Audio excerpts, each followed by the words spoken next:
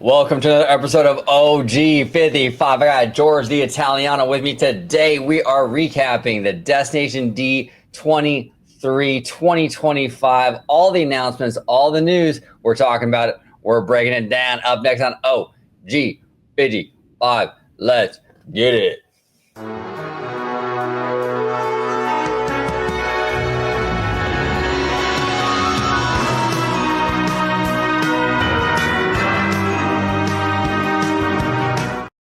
Wait a minute, George. Wait a minute. Since Disney didn't show the West Coast any love, I think we should today. Here we go. West Coast, Anaheim, let's do it. I ain't got nothing to say but West Side.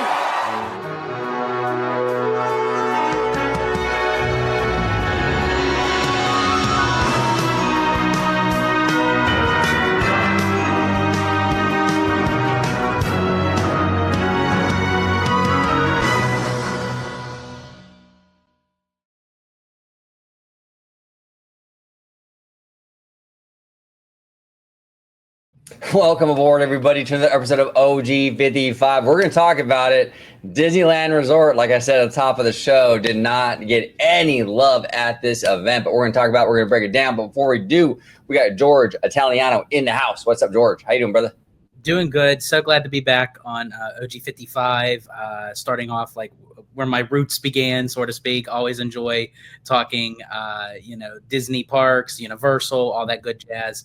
And it's funny that there was no love for Disneyland. The fact that they actually even had a Disneyland panel, but nothing to show for Disneyland. It's wild to me.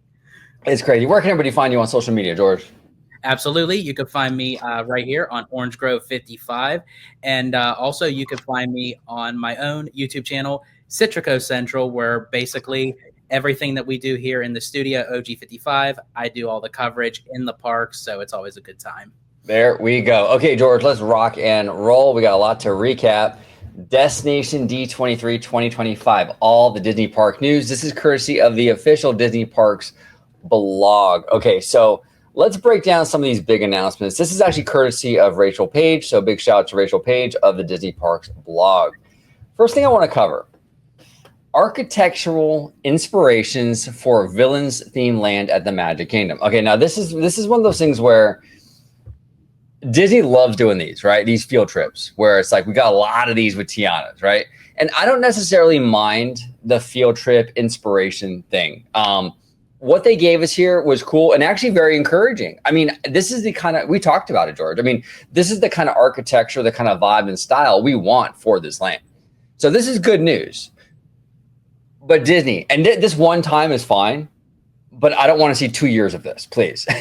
Like Tiana's went overboard with the trip reports, right? I mean, this is good. We're getting a vibe, a kind of sense of what direction they're going in, and I'm really encouraged. But basically, it says here that Andres Deja, Disney legend and former animator, who is best known for helping bring some of the most evil Disney villains to life on screen, such as Gaston, Jafar, and Scar in The Lion King, announced he is officially consulting on the project. Deja shared that these characters are the best source materials for Imagineers to utilize and reference when conceptualizing the land, with big personalities, bold visuals, and rich backgrounds to influence the overall ambiance and the experience that the guests will have. So it's interesting. It says here that they're going for kind of like a Paris, France, and Barcelona, Spain kind of vibe with this kind of architecture. I'm really kind of digging this. I mean, this is exactly kind of, George, that we were talking about, that this land kind of needed. What were your thoughts on the inspiration and the architecture, inspiration, the direction they're going in? So just speaking on the direction alone, I am very happy with it. They're kind of showcasing photos, on their field trips, like, again, being in Barcelona, being in France, getting like a gist of different architectural styles of what they can use. I love that they're going for this very kind of dark, rigid, sharp kind of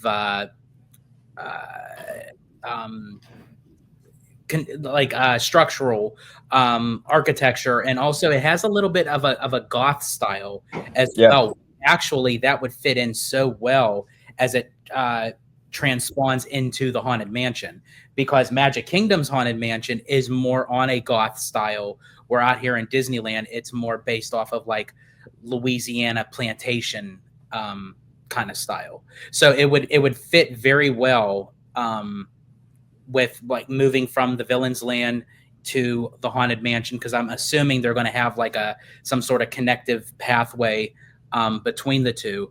I think for me, and again, I don't mind this as well. I do understand that they are still in early stages, but I feel like Disney kind of set themselves up where guests were very lackluster with this. If Disney would have just came out and said, "Hey, you know what?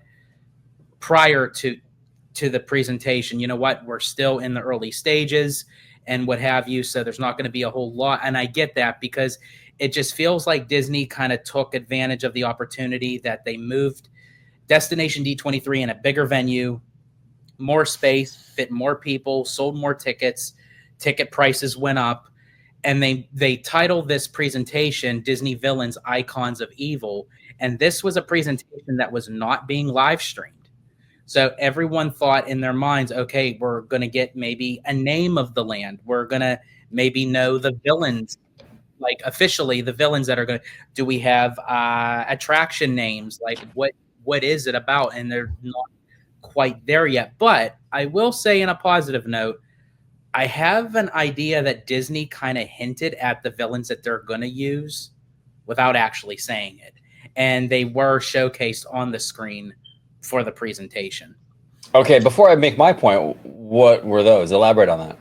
So the more recent villains that they showcased on the screen was Ursula, Dr. Facilier, which I was very surprised at that. Another one that I was very surprised at seeing was Chernabog, Hades, and Maleficent.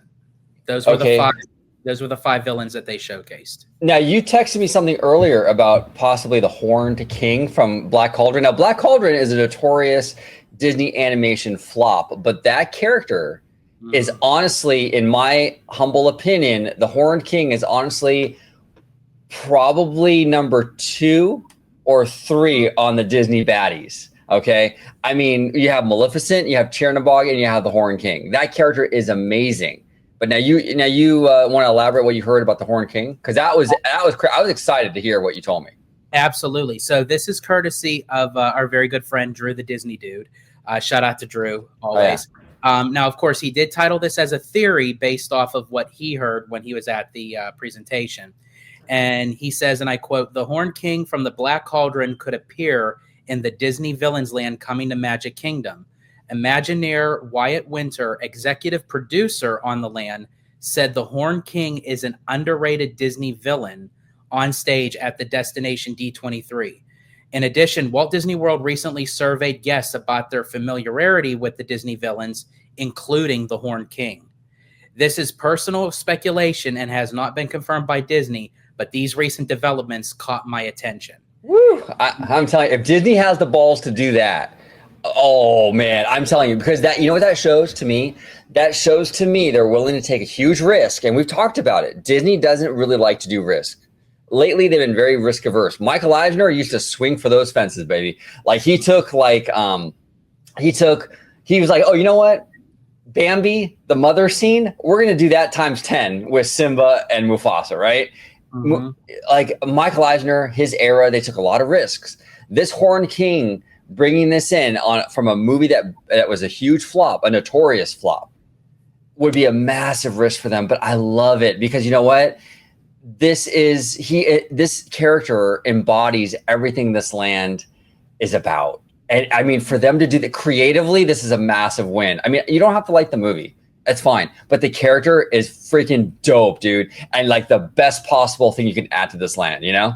I think, honestly, the fact that this came from Imagineer, an Imagineer who is an executive producer on the whole entire land, and he ends up bringing up the Horned King on stage, and the fact that they included him in the surveys, and he even admitted the fact it's an underrated Disney villain. But why would he even mention it?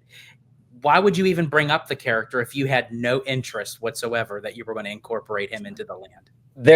It sounds like either they know it's going to be in the land or they're weather ballooning it to see if fans like it. And I'm here to say I want to push this. I want to bring it up because we do have an audience here at OG55, obviously.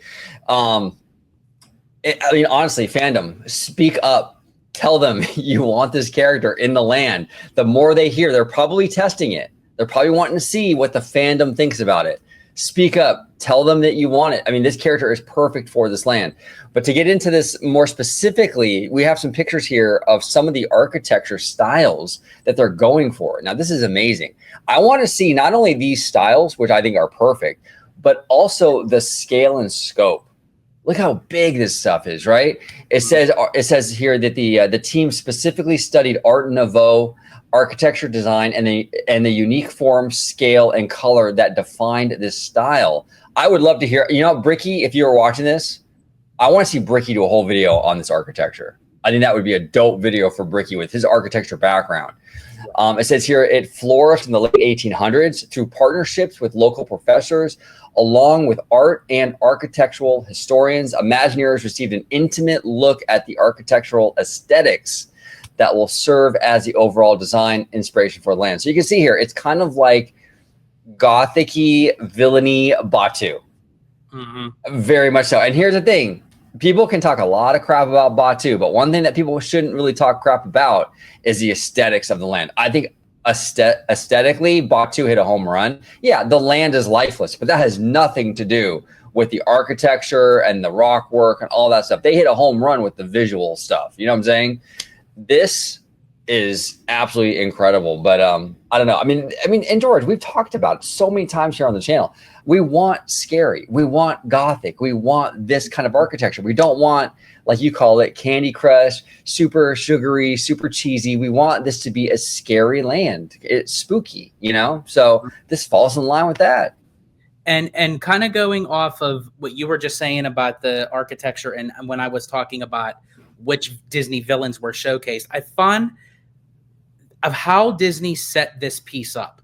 This was the actual piece of what we're looking at in front of us is what they had on screen at Destination D23. I think it's funny how some of the photos that they took at the locations, they intertwined these 5 specific Disney villains into that concept. And another interesting thing was when they first started giving us like which villains, would be showcased in this land. They were showcasing a lot of Captain Hook, Cruella de Vil. They're a little bit more tamer and a little bit more cartoony of the Disney villains. The fact that they kind of removed them and now they added in Dr. Facilier, they added in Chernabog, really showcases the fact that I think Disney is looking to go a little bit more darker when it comes to the Disney villains, because again, they're not showcasing. I mean, even though Andreas Deja, yes, he is a consultant on it, and he did, do Gaston, but it just seems like I think they're using him just to kind of get into psychologically, like how do the villains think? Because he really did do the trifecta of the Disney Renaissance era. I mean, literally, Beauty and the Beast, Aladdin, and The Lion King. Those were the 3 biggest movies in the 90s. And he was responsible for all 3 of those villains. Yeah, no, 100%. And George, very, very astute observation, how they took the architecture, certain elements of the architecture, and tied them in to the various villains, right? Perfect example here. You see the lighting structure, the lighting fixture looks very much like inspired by the seashell that Ursula's holding. They're very, very similar, right? You can see here like the thorny gate and all that, very similar to like what you would see maybe like with Maleficent or Chernabog. So very cool stuff, man. And Facilier is kind of a surprise because they didn't add him into Tiana's. We didn't really, I don't think they ever officially said the reason why, but there were a lot of talks that Disney felt he was problematic for various reasons. It seems like they've sort of moved on from that, I guess, because it seems like they're going to be utilizing him in this land now. I think he's a great villain. And I love that movie. I So felt like Dr. Facilier was one of the last great, like what you would call classic Disney villains. mhm. I think. Yeah. I like villains like especially villains like Chernabog and Ursula, Maleficent. Just villains that like are just baddies, you know, and like they're not twist villains. I don't like twist villains, you know. Yeah. I like just like I want like a villain. Now twist villains have a place, but Disney has kind of like this thing where they go either all in on one thing or all in on the other. Mix it up a little bit, Disney. It's okay to have a baddie from start to finish, and it's okay to have a twist villain, but don't go extreme either way. Like I don't want every villain to be a twist villain. You know, I want to have a little variety here, and it's cool to sometimes just have a classic Disney like just villain, just a bad person for the sake of being a bad person. It's okay to do that. And you know, we all know that we all love the baddies here. So Oh, we do. We love baddies here. Absolutely, absolutely. So very good stuff here. I love the direction that they're going on with, you know, with this land. My only concern, this particular announcement doesn't bother me. I just don't want 2 years of this, Disney. Like we need tangible updates on this land. I don't want to see 2 years of, you know, trips to Paris and pictures of cobblestone for 2 years. You know, I want to get like maybe for the expo, you know, or the fan event for D23 in next year. exactly. I want to see the name of the land. I want to see what kind of attractions we can expect. I want to see tangible stuff. Please do not get bogged down in this like field trip stuff you did for 2 years with Tiana's, you know? Yeah, next year for D23 on the Honda stage, on the stage in the Honda Center, when they bring up villains again, which I'm for sure they're going to. Yeah, I don't want to see another interpretation of this where we get to see villain mist. You know, that's not what we're like how we got the Bayou mist. You know, I want to see concrete details, the name of the land. What villains are we going to see? Maybe possible names of the attractions. What is the attractions? More so, we know we're getting a roller coaster, but what is the roller coaster going to look like? We know we're getting a dark ride. What is the dark ride going to look like? What kind of ride vehicles is it going to be? Is it going to be an Omni Mover? Is it going to be a Kuka arm? Is it going to be something completely different? Is it going to be a swinging pendulum? You know, I mean, we don't know. Yeah. No, we don't know. We don't know. So yeah, we need some tangible updates, but cool start. Very encouraging. You know, this is what George and I and everybody here on OGVD5 has been saying for a long time. This is the kind of stuff we want to see. We want to see that Gothic architecture, this kind of style. So far, so good. But we're going to move on now to Tron Ares. Tron Ares is a new Tron movie coming out. It's the third movie in the series, I believe? Third, yes. Third movie in the series. And Light Cycle Run over at Magic Kingdom is going to receive a temporary kind of overlay where they're going to turn the entire attraction and the ride vehicles red. This is dope. This is dope. I think we had was it Drew the Disney Dude? I think on your channel, and he speculated this would be kind of cool, and here they are. I mean, this is actually something that should be done. It's a very cost-effective move. It promotes the movie.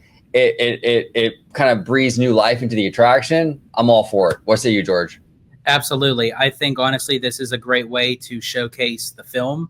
Hopefully it does really well. It does bring new life into the attraction itself. It gives off a little bit of a different vibe. I love how it kind of goes all red.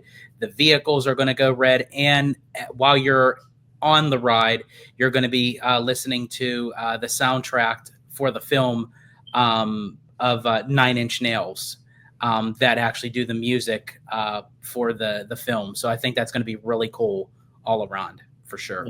Yeah, and you can see here the overall canopy will be this really brilliant red. It looks like the vehicles are going to be more of an orange. We love orange here on OGVD5, so no problem there. Overall, really, really cool. I think this is exactly the move that they should be doing. I'm very curious how this movie does, though, George. I mean, I don't know. Jared Leto, weird guy. I mean, I don't want to get too personal, but he's a weird dude. You know what I'm saying? And a lot of people are turned off by him. I just don't know how this movie's going to do with him starring in it. To be honest with you. Yeah, I think the concept for Tron, I think a lot of people are curious about. For him particularly, he's kind of like a hit or miss. It just depends on how well he executes the role. But we'll see. I hope the movie does well. I'm definitely going to go see it just for the fact of it. When we saw the trailer, when they first released it to us at the last D23, it was a banger for me. So I'm definitely going to go see it. I will be doing an out of theater review on Citrico Central for sure. But the fact that they're incorporating the attraction intermixed with the film, so I hope it does really well. Because it seems like that's the way Disney's going. I love how they're like kind of supporting the studio and the parks together when it has something to do with a film, and then maybe something that has to do with park related. Yeah, I mean, and they should run. Yeah, and they should. I mean, that's the beauty of Seymour Duck here on the channel talks about a lot that that IP flywheel. I mean, that's the beauty of the Disney company that very few companies really can enjoy, where you can cross promote through theme parks like that, and that's what makes Disney a very special company. Universal too, to a large degree too. Universal is doing that now too. So, but there's very few companies that can really do that. So they should absolutely utilize it and use it to their advantage. So, honestly, why not? So great news here. We got our next story, which is, George, this is something that you have talked about. We've talked about it here on the channel, but it says here the Walt animatronic is coming to the Carousel of Progress. Oh my gosh, this is crazy. So following a dream with mind and heart against all odds, Walt Disney revealed Disneyland to the world on July 17th, 1955, changing the future of entertainment as we know it and cementing a transformative legacy that continues to inspire millions around the world. They're going to add the Walt Disney animatronic to the Carousel of Progress with his iconic blue sweater. It's going to have, audio and everything. I'm sure related to the Walt discussing the Carousel of Progress and what have you. I absolutely love this. We've said it here on the channel that this is going to be something that they're going to do, and this is probably not the last time they're going to do this. It's going to be like the partner statue, where they're going to probably build these Walt animatronics around the globe. And they might be different, just like the partner statue, but they're gonna kind of be relevant to the park or that they put it in. So I think this is a great idea. Now Disney has to be careful though. When you do this, you want to make sure it's not coming off like you're exploiting the man. It has to come off like a homage, a respectful tribute to the man, because this can go down a slippery slope if you start mass producing these animatronics where it looks like, okay, we've turned Walt into an IP or a character, so to speak. It seems kind of sleazy, right? But they're not there yet. I don't want to make that impression that I think this is sleazy. I don't. I think this is exactly what I want to see. But just going forward, they should be careful about that, right? But this is beautiful. I absolutely love it. I loved the Walt Disney animatronic in the Lincoln Theater. I thought people were giving it a hard time, but I think it's way better. I think it's way, way better than a lot of people were giving it credit for. I think it's a beautiful show, a beautiful documentary. But what say you, George? You've been asking for this, bro. I have been for a long time, and Disney, you're welcome. So anyway, this honestly was my favorite announcement that they announced at Destination D23. Off the back, Braden from Mickey Views went to social media saying the day before the first day of Destination D23, saying that I have, and I somewhat quote of how he said it was, it's going to be a great, big, beautiful tomorrow. And obviously this was what he was hinting at. I think this is great for Walt Disney World. I think it's great for Magic Kingdom, but more importantly, this is great for the Carousel of Progress, because the fact that they're doing this solidifies the fact that the Carousel of Progress is here to stay for many decades to come. Disney even said it's still beloved to this day by fans and Imagineers, and they're basically amplifying it to become much better. And I love how they're adding an extra scene. Basically, I believe Walt is going to kick off the show before it actually starts. Perfect. With John and his wife and the family. And hopefully they didn't confirm this, but they also may have a second scene of Walt to end the show. So there could be a potential fifth scene altogether with the show. But the fact of kicking it off with Walt, in WDI, wearing the blue sweater, basically showcasing the Florida Project and what was going to be part of the Florida Project and the carousel of progress and everything. And then to really showcase basically the creation of that this was going to be a revolving carousel, the first of its kind. And it basically is, if you take the carousel of progress as a show, and Disney even says it like in the introductory of it, that it's the longest running show in American history. And to this day, it still is, and it's still running. And they also said that there's going to be more updated scenes too, with the family as well, the family scene. So Cool. the whole attraction is going to get revamped, and I'm very excited for it. No, it's fantastic. And here's the thing: a lot of people were criticizing, and I understand the critiques, right? A lot of people in the fandom have been criticizing the look of Walt Disney at Disneyland. The face is too wide, and this, that, and the other. He looks like the pillow guy or whatever, right? But here's the thing. Well, first of all, in my opinion, I don't think a lot of those critiques are even warranted after seeing it in person. I think he looks very much like Walt. It's not perfect, but it's an animatronic. It's never going to be 100%, right? Right. But these animatronics are very important, though. So much more important, and it goes so much far beyond, like, oh, well, his face looks funny. Like, first of all, they're going to improve the animatronic through the years, like they have Lincoln. So we're going to get better animatronics of Walt as time goes on. The hardest part is just getting the thing made in the first place, right? Mm-hmm. Once you have the animatronic there, then through the years you can update it and make it look better. It's important, and we've talked about it with Jared from Capture the Magic, where this teaches generations going forward that Disney is not just a company. Disney at one point was a man, a brilliant human being who changed the world. You know what I'm saying? And brought so many people together and impacted everyone's lives it's crazy the impact Walt has made on pop culture, entertainment, just everything.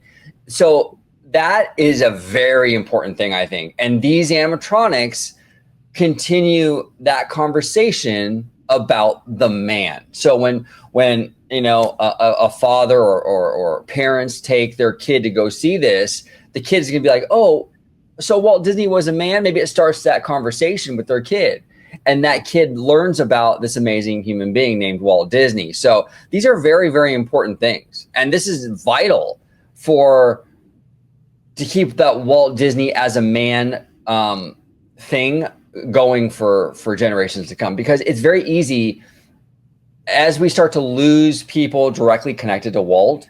I mean, I was just thinking about today, we only have a handful of people, just a handful, that were directly connected. You have Bob Gurr, Floyd Norman, Haley Mills, Julie Andrews. I mean, there's only a handful of people Dick Van Dyke, that actually worked with him directly, but we're not going to have these people forever, unfortunately.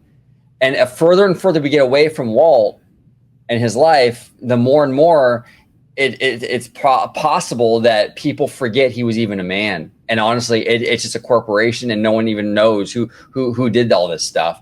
These animatronics cement the man for all these generations, and I love that. But what say you, George? Yeah, I completely agree. And to your concern of like making sure that they don't kind of overdo it with the audio animatronics, I truly feel, and I could be wrong, but I feel like that the bus is going to stop here at Walt Disney World. Really? When it comes to the Walt animatronic, I feel like it's just going to be between Disneyland and Walt Disney World, because I feel like Walt had a connection, obviously, with Disneyland. That was the one and only park he had his full handprints on. He lived there, basically. So the spirit of him is inside that park. So to have an audio animatronic of him there, it obviously is the best representation you can get. When it comes to this was something that was basically his last dream that unfortunately he didn't get to see come true. He wanted the Florida project, or, you know, Disney World, which eventually became Walt Disney World, you know, obviously from his brother Roy, you know, dedicating that to him.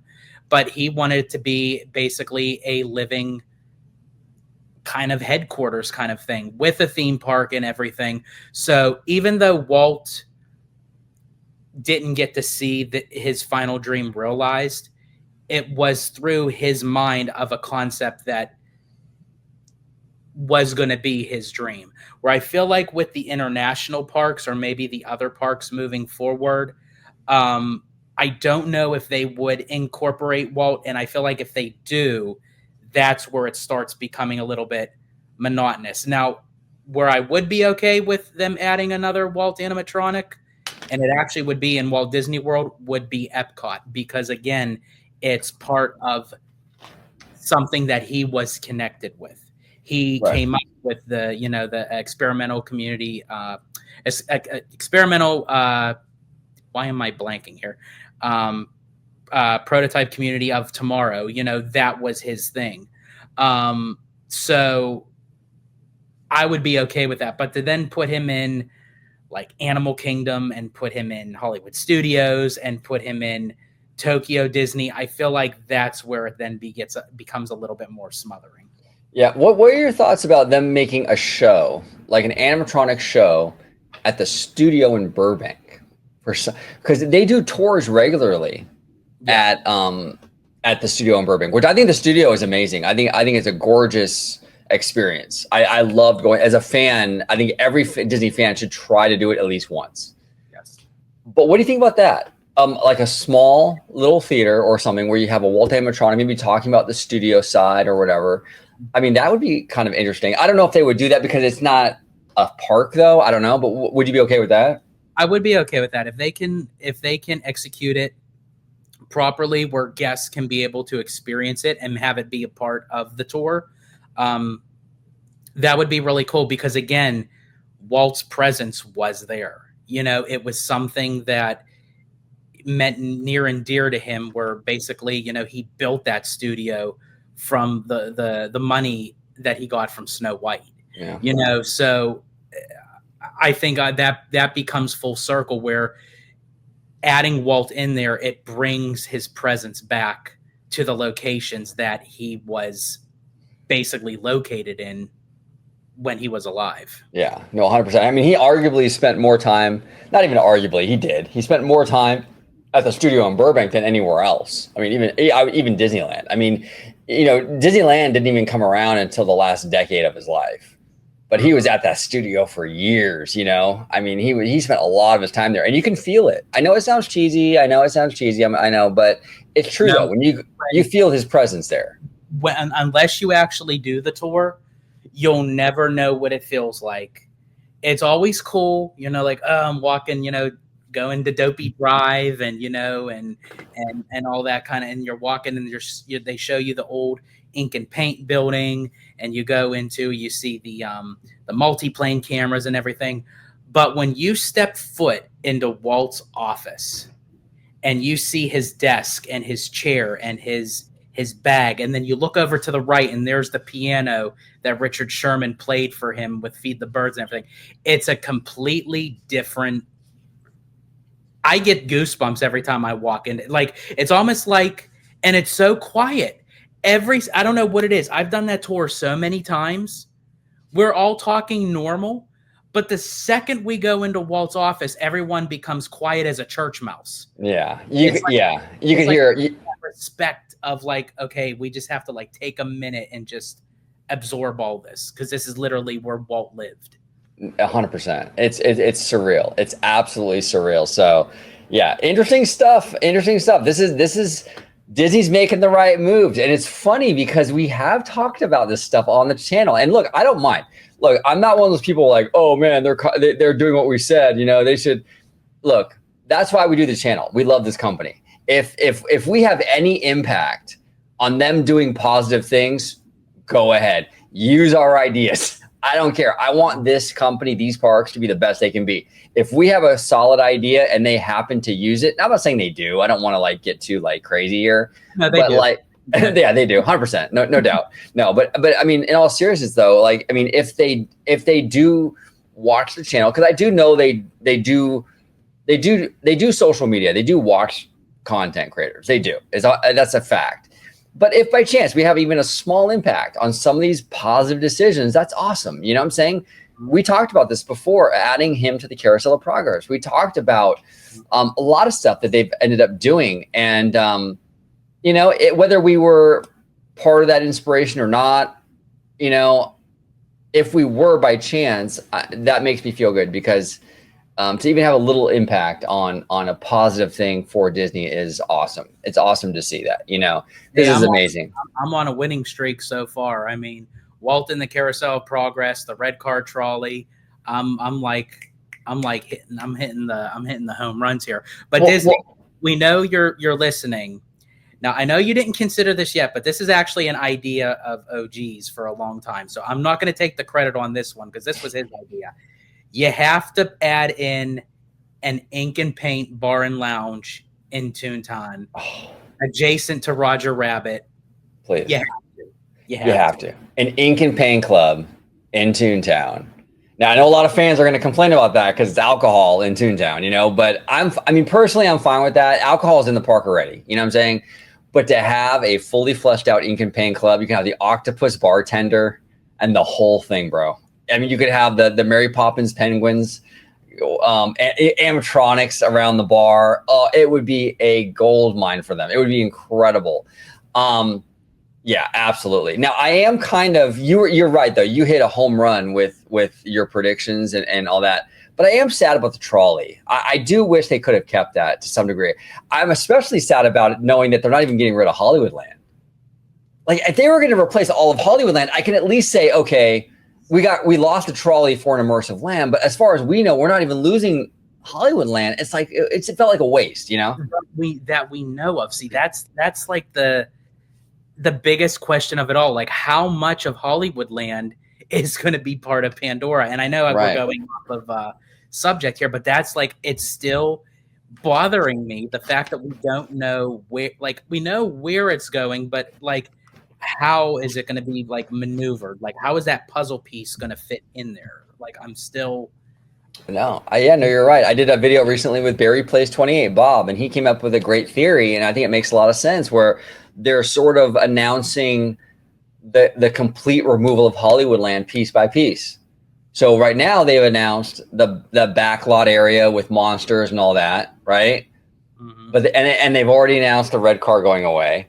So his idea was basically, okay, we're going to lose all of Hollywoodland for Pandora, but they're going to make the closure announcements in pieces and space them out, which makes a lot of sense, because, you know, you will have a lot of backlash if you announce the closure of Monsters Inc., the Hyperion, the animation building all at once. So what they're doing is, if they spread it out, like phase it over a 1 year or 18-month timeline, it sort of spreads out the outrage. I mean, it's a solid theory from Bob, and that might be what they're end up doing. I mean, it doesn't make a whole lot of sense adding Pandora off to the left, and you walk down Hollywood Boulevard. That transition is going to be really, really weird.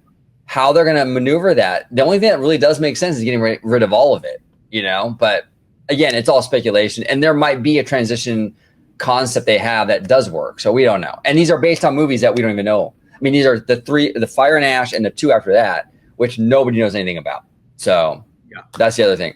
Now we're going to get into this Disneyland stuff, because I have a lot of thoughts on the Disneyland announcement. This one was your favorite announcement. So. Yeah, this is my favorite. The new concept art for Napa Rose at Disneyland. This is literally like the only announcement we've gotten from Disneyland. Okay, it's ridiculous. But it says at Destination D23, Disneyland Resort Culinary Director John State unveiled a never-before-seen artist concept rendering of the enhanced patio space for Napa Rose at the Grand Californian, which is currently closed for an exciting renovation. Fans had the chance to get a first look at the restaurant al fresco dining option, with DCA serving as a backdrop for a unique culinary adventure. Look, the artwork we're seeing here, the idea behind all this is great. Okay, I have no problem with what they're doing here as a project. Okay, my issue with this and we'll talk about the project too. I don't want to get too off the beaten path, but we have one of the biggest expansions going on at Disneyland Resort history with Pandora, a massive Coco boat ride, which Damaro was saying is on par with Pirates of the Caribbean, and 2 Avengers rides. And we go to Destination D23 and they trot this out and we get nothing else. Now, I know a lot of people are going to tell me, and it's true, they wouldn't be wrong to say this, that Destination D is more of a Florida-based event, which is fine, and that is true. But I don't think there should be a Walt Disney World exclusive event. I don't think that I think experiences, the experiences division encompasses a lot of things. Parks around the world, cruise lines, even Adventures by Disney, products, right? Disney World is a big piece of that, but it's not the whole thing. The entire Disney universe doesn't revolve around Walt Disney World. I think it's a little bit weird that they have their own event. I think Destination D should be more inclusive to all of the resorts around the world, including Disneyland. I think it would even be better, as I think it would even garner more attention for the event if people in Tokyo and other places around the world had some stake in it, where like, oh, well, something that I'm into might actually be announced there. So I know a lot of Floridians will probably get upset with me for saying this, but I do think that these other parks need to have a bigger spotlight at this event. I think it's kind of weird that it's so Disney World focused, and maybe it made sense years ago, but it doesn't make any sense now because the experiences division has grown since this event has started. So yeah, I think it's ridiculous that Disney showed absolutely no love to Disneyland Resort during this whole presentation, especially with all the stuff going on. I mean, not even the stuff in DCA. We have the entire Eastern Gateway project, which is going to completely transform the area around the park. I mean, we got so much going on, and this is what they trot out. I don't know. I was really disappointed, and I think I would have rather them not even said anything, honestly. I mean, this is really sad, but go ahead, George. So for me, first off, I do agree with you. I really think Destination D, and that's what I'm going to call it, because I feel like that's what it really was. It was Destination D. It was not Destination D23. I feel like once it transitioned into that, there used to be several Destination Ds that were out here in California because that's what was the center focus. When they did Destination D, Disneyland 55, that was held out here at the Disneyland Hotel because of the overall theming. When they did Destination D, Walt Disney World 40th, it was at the Contemporary at Walt Disney World. When they did the 75 years of Disney feature animation, they brought it back to Anaheim at the Disneyland Hotel. And then it kind of transitioned into, okay, well, let's just hold it at Walt Disney World, because since the D23 Expo is out here in California, okay, that's fine. But then it transitioned to, okay, well, since we're holding it in Walt Disney World, let's just make Walt Disney World announcements, because nothing else really is going to matter. And that's where it got lost in translation, because at the last Destination D23, as bad as it could have been, they still showcased a little bit of the Avengers. They showed us what the new ride vehicle was going to look like, in a sense. They showed us how it was going to go through like the multiverse and everything. It was very short, but they still showcased it. They could have easily done something at this one, and especially for how fast that construction is moving on Avengers, or at least maybe give us another piece of concept art. They don't have to go through the whole thing, because I guarantee you they're probably going to be saving more for the big Ultimate Fan event next year. But they could throw in some things here or there. I think if they were going to announce this, they could have gave us something a little more. Now, again, I'm not knocking this project, but No. For this to only be the only thing to announce for Disneyland, when you're right, when you have the East, they could have announced something with the Eastern Gateway. They could have like maybe said, hey, construction starting on this at this time. I mean, because that's big news for us, but I don't think that's something that could have been not said at the Ultimate Fan event. Like that's something that could have been mentioned at Destination. Oh, 100%, 100%, George. I mean, you have the two Avengers rides are currently being constructed right now. I mean, it's gone vertical. They know what the ride is going to be, and that's the one that makes me the most mad, because this one they've been real close to the vest, real tight-lipped about the Avengers rides, and that ride was announced in 2019. 2019. We're pushing almost 7 years ago, right? It was 6 years ago. In a few months, it'll be 7 years ago that they announced that attraction. And they can't give us, and it's being built right now. They know what this ride's going to be. They know the details to it. There's blueprints. It's being constructed as we speak. It's nearly 7 years from the announcement, and they couldn't give us a piece of concept art, any kind of information on this attraction. I think it's ridiculous. I mean, I really, really do. I think it's absolutely ridiculous. And they dropped the ball. They did. And dare I say, honestly, and there were, I think, and we'll get into it a little bit more, but there was a lot other issues with, especially with day 2 with Destination D23, where a lot of our friends said that they felt robbed and cheated. And honestly, I think if Disney's going to go down this path, and I know that they're looking at it as a cash cow opportunity because it's another event that they can make money on, I would honestly just say drop Destination D23 altogether if you're just going to have like a one-way tunnel vision of just announcing certain things. I'd just say just remove it altogether and just give us D23, the ultimate fan event. Well, especially if you want it to be a cash cow. Disney, if you want it to be a cash cow, then include as many resorts as possible, because as a Californian, there's not much incentive for me to buy a ticket and go down there. For what? For a Napa Rose announcement? Like, there's not enough California in this event to justify going down there. We have a friend, Jason Hill. He was disappointed. I mean, it's like, why? If you want to make money on these events, the more resorts you include, the more chance you have to make more money, because now you have fans around the world who want to come to this thing.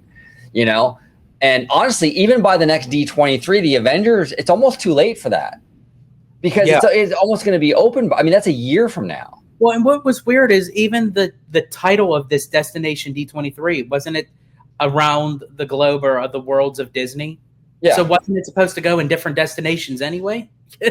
I know. Well, and that's the other thing too. The India.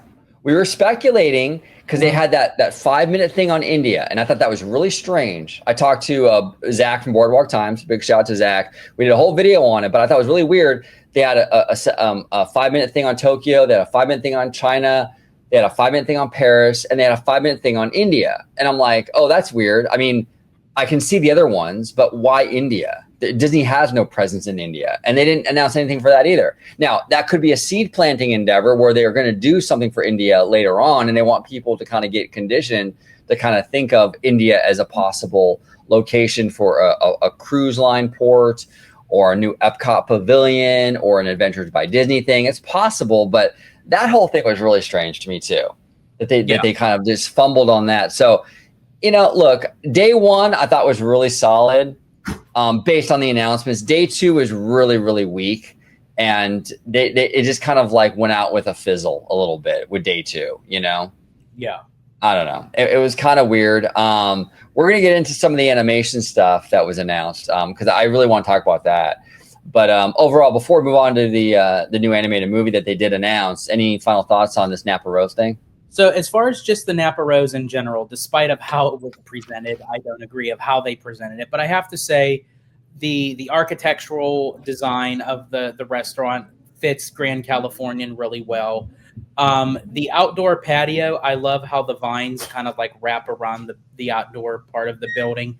And also, too, if you look at the piece of concept art, you could see in the backdrop of Grizzly Peak, and how it kind of connects to the hotel. And actually, that kind of makes me feel good about the fact that it is a part of that, because it feels like that Grizzly Peak is there to stay. I think so. Yeah, I think so. Well, and that's interesting too, because it kind of solidifies in a weird way. I mean, and I might be reading too far into this, but in a weird way, it sort of solidifies the hotel's theme. Because think about it, if they're going to change this park's theme, like as we talked about, to Disney's Disney's like cinematic adventure or something like that, you would probably have to change the theme of this hotel too, because it sits literally in the park. And the fact that they're not really, there's no signs of that. Like they're going all in on this Napa Rose thing and really leaning into what the current theme is, basically. Maybe they're not going to change the theme to DCA. You know, I don't know. But yeah, I agree with you. The overall aesthetics and the direction of Napa Rose looks fantastic. I feel like this could have just been a Disney Parks blog drop. Yeah, and it probably should have been. You're right, George. I think they only threw it in there because they didn't want to announce anything else for Disneyland Resort, and we'll throw this bone at them. And it was stupid because there are so many other things you could have given us. Coco starts construction next month. You don't have anything on that you can give us? I feel like honestly, them dropping this, it made it more noticeable. I would have rather than them not mention nothing of Disneyland then. No, it's a slap in the face. It's almost like, yeah, you're right. It's like going to a restaurant and giving the waiter like a penny tip. Yeah. It's like that's being an asshole, right? Like you're better off not leaving a tip, bro. Like to leave a penny is even worse, right? That's what this is. They left a penny on the table. And it makes it stand out even more. It makes it look like it. I just, for me, this bothered me. And I really want to see them reimagine that Destination D23 concept. Well, and you mentioned Coco. You're right. Coco is literally going to start construction by the end of this year. As soon as the Halloween season is done, when they're done with Oogie Boogie and they're done with the parade route for right now for this season, I feel like they're going to start on it between like November, December. You're going to mention it at D23 next year in August, but guess what? Construction will already be a year in. So why not utilize this event and say, here's the direct spot that Coco is going. Here's how it's going to look like. It's going to be on a 2-level story thing with like show us the concept art for it. If you're going to end up building it. Yeah, I know. It's crazy. Maybe there's a bigger plan here. Maybe we got a bunch of Disneyland centric announcements coming up that they're saving this stuff for, like some other thing. I don't know. I just think it's weird, really, really weird. And I think it's weird to have an event so heavily focused on Walt Disney World. Like I said, Disney World is a big property. It's their biggest property, and there's never going to be another property as big. Okay, but the experiences division is bigger than just Walt Disney World. Way bigger now. Way bigger. And you have to, I think that you need to address all these properties. The universe doesn't revolve around Walt Disney World. And I just feel like there's other properties that you can address here. And they did address them. I'm not saying they completely left them out. Like we got this, and I think there was other stuff for was it Paris or something? I think they got something. I don't know. But it was very small, very, very small stuff. So I don't know. We'll see. We'll see if they reimagine it. I hope they do.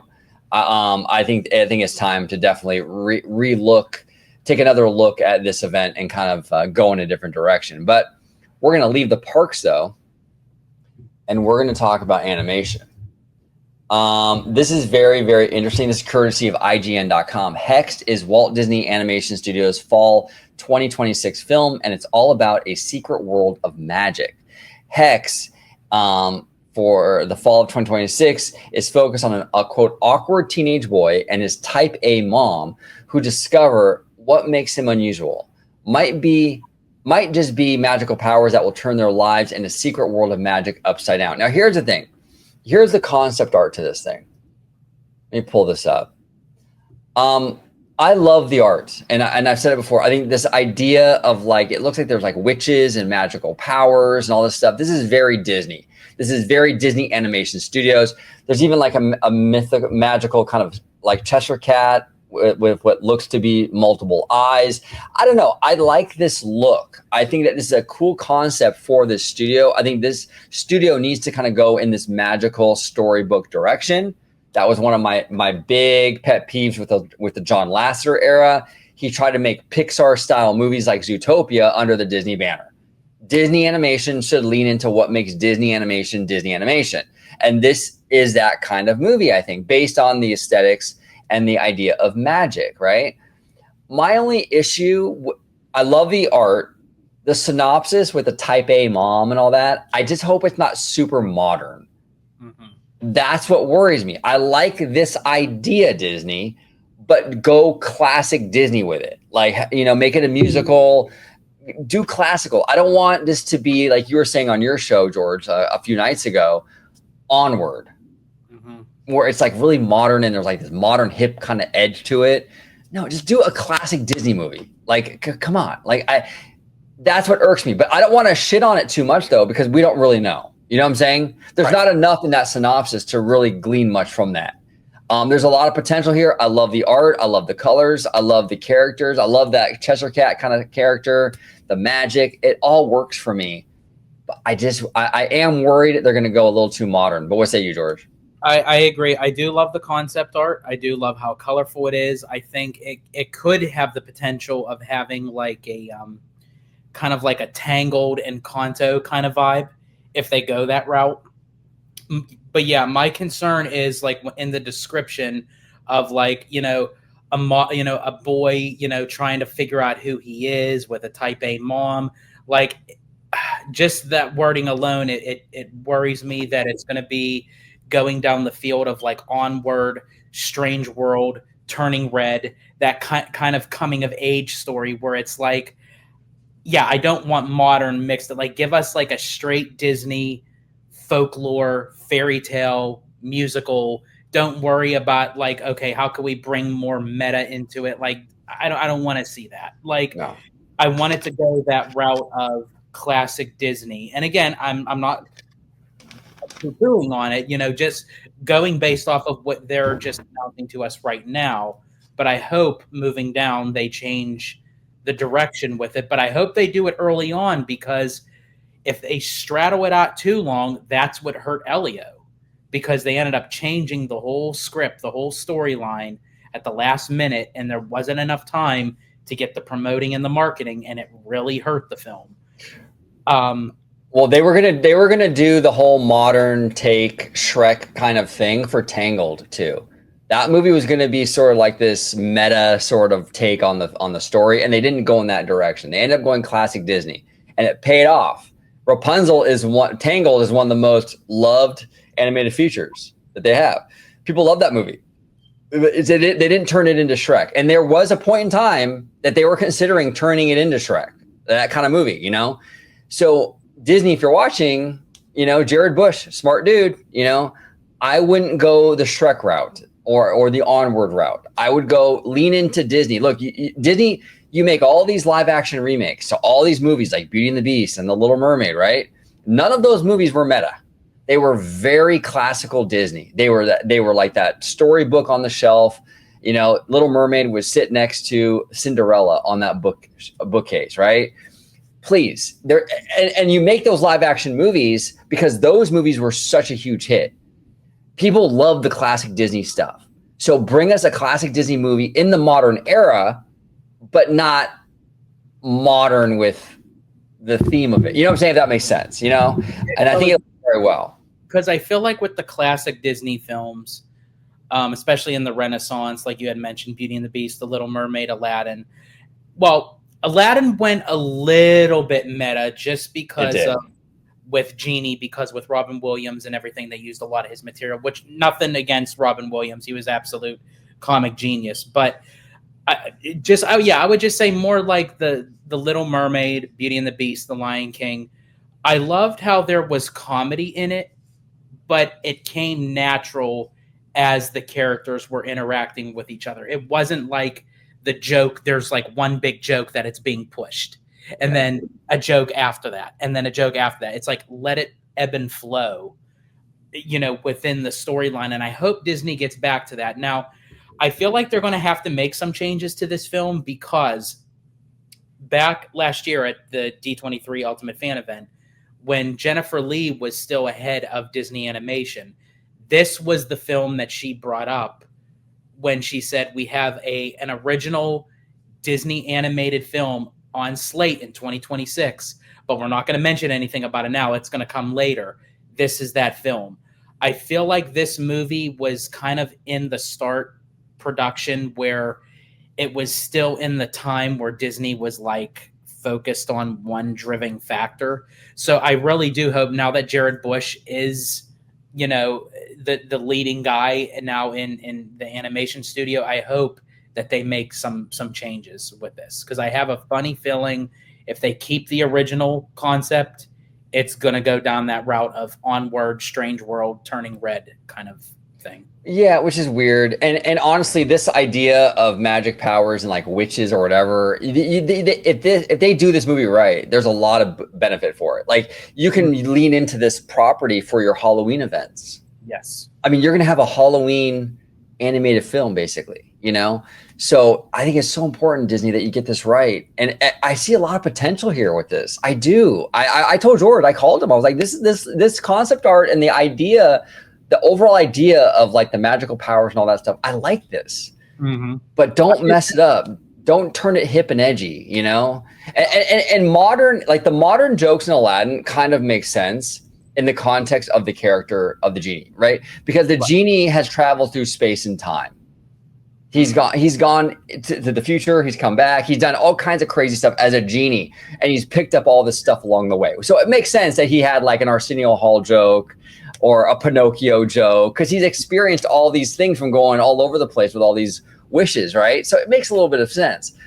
But a lot of times the modern references don't make sense. Like when they made the Twitter joke in Moana and stuff like that, just so unnecessary, you know? Yeah, because now look, it's not even called, tweet anymore. So it's like it's lost in translation.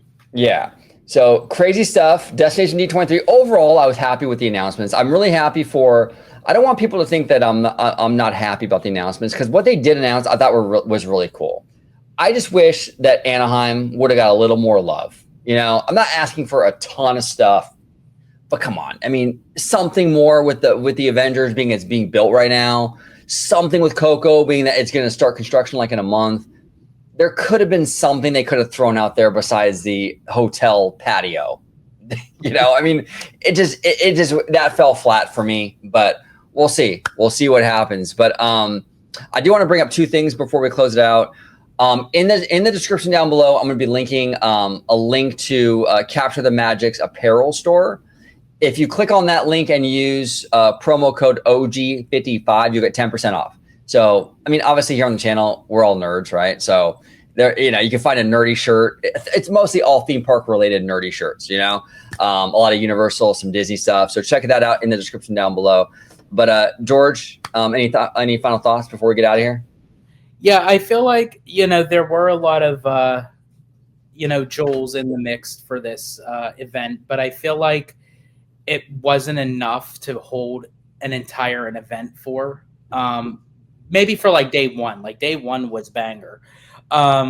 Day two fell a little short, but again, for people that are spending what Jason Hill was saying, like if you're spending like $550 per ticket, depending on how many people are with you, and you're traveling maybe cross country or what have you, and that's the kind of stuff that you get. I don't know. I just feel like Destination D, especially this time, after the last two, I would say it's kind of fallen short, and I would just say just stick with the D23 Ultimate Fan event every other year. That's what I'm. Absolutely. George, where can everybody find you on social media, sir? Absolutely. You can find me right here on Orange Grove 55. And then also you could find me on my own YouTube channel, Citrico Central. There he is. All right, everybody. Thank you so much for watching. Comment down below all your thoughts on Destination D23. Do you also think that Anaheim got the shaft? Did you not feel like that? What are your thoughts on that? What are your thoughts on all the announcements? We would love to hear from you. And until the next time, see you later. Thank you so much for watching OG55. Don't forget to smash that like button, subscribe, and become a member today.